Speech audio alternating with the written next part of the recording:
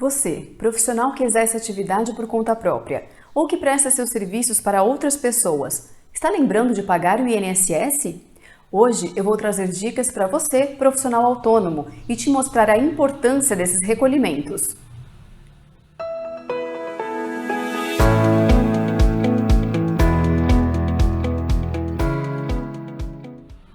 E antes de eu começar, deixa eu te lembrar para curtir nossa página e clicar no sininho para que toda vez que postarmos vídeos novos, você seja o primeiro a ficar sabendo. Então hoje, as dicas serão sobre um importante trabalhador, o profissional autônomo. Esse profissional é aquele que trabalha sem registro na carteira de trabalho. É aquele que trabalha por conta própria ou que presta seus serviços a um terceiro. Sabe aquele motorista do Uber, o entregador do iFood, o pintor, a diarista?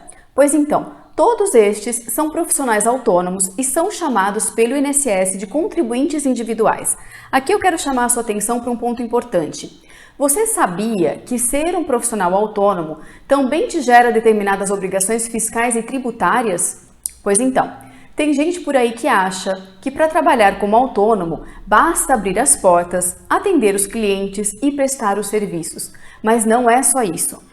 Todas as pessoas físicas que oferem renda através do exercício de qualquer atividade devem, dentre outros tributos, contribuir para a Previdência Social. Então, a partir de agora, eu vou te ajudar a entender como você, profissional autônomo, deve proceder com esse recolhimento.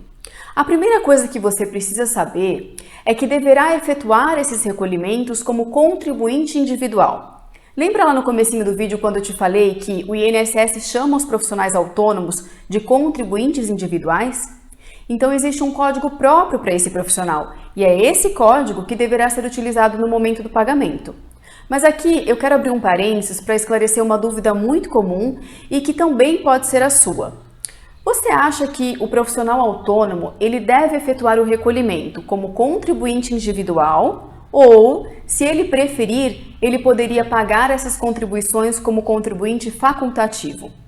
Bom, primeiro você precisa entender que o contribuinte facultativo é aquele que não exerce atividade remunerada. Sendo assim, ele tem a faculdade de contribuir ou não. Ou seja, apesar de sua contribuição não ser obrigatória, ele manifesta o desejo de ter a proteção da Previdência Social. Eu já comentei com você que o profissional autônomo é aquele que exerce atividade remunerada por conta própria ou que presta seu serviço para terceiro. Neste caso, o INSS o considera um segurado obrigatório, de forma que ele tem a obrigação de efetuar os recolhimentos previdenciários. E ele é chamado pelo INSS de contribuinte individual. Já no caso do segurado facultativo, como ele não exerce atividade remunerada, ele não tem a obrigação de contribuir com o INSS, mas ele pode manifestar o desejo de efetuar essas contribuições e assim ter as garantias de acesso aos benefícios previdenciários. O INSS o chama de contribuinte facultativo. Como exemplo de contribuinte facultativo, eu poderia citar aqui para vocês os estagiários, as donas de casa. E olha só, é necessário que você compreenda que o recolhimento das contribuições previdenciárias pelo profissional autônomo é muito mais que uma obrigação fiscal. É também um meio de garantir que, no caso da ocorrência de algum dano, como uma doença ou um acidente, por exemplo, você esteja resguardado financeiramente pelo INSS. E mais, para você que se preocupa com a sua família, saiba que no caso de uma eventualidade que resulte em morte, se você pagava o INSS direitinho ou mantinha a qualidade de segurado, a sua família não vai ficar desamparada, pois ela vai ter direito à pensão por morte. Bom, até aqui eu acredito que você percebeu a importância do profissional autônomo efetuar essas contribuições ao INSS. Mas voltando um pouquinho, lembra que eu te falei ali no início que o profissional autônomo é aquele que trabalha sem registro na carteira de trabalho, que trabalha por conta própria ou que presta seus serviços a um terceiro? Então agora a segunda dica mais importante que eu vou te dar é para você, antes de sair por aí fazendo esses recolhimentos, primeiro parar e responder 3 questionamentos, que são eles: para quem eu prestei o serviço? A minha remuneração do mês foi inferior ao salário mínimo? Ou a minha remuneração do mês foi superior ao teto do INSS? Então vamos agora responder esses três questionamentos. Para quem o serviço foi prestado? Para quem eu prestei o serviço? Se você é um profissional autônomo que presta um serviço a uma pessoa jurídica, você precisa prestar atenção em um detalhe. Não é você que tem a obrigação de pagar o INSS, e sim a empresa. Sabe por quê? Nesses casos, a empresa é quem é responsável por efetuar o desconto de 11% da sua remuneração e repassar esse valor ao INSS. Por outro lado, caso você preste seu serviço a uma pessoa física, então caberá a você a responsabilidade pelo recolhimento da contribuição previdenciária. Esse é um detalhe muito importante, portanto fique atento. O segundo questionamento que você deve se fazer é se a remuneração do mês foi inferior ao salário mínimo.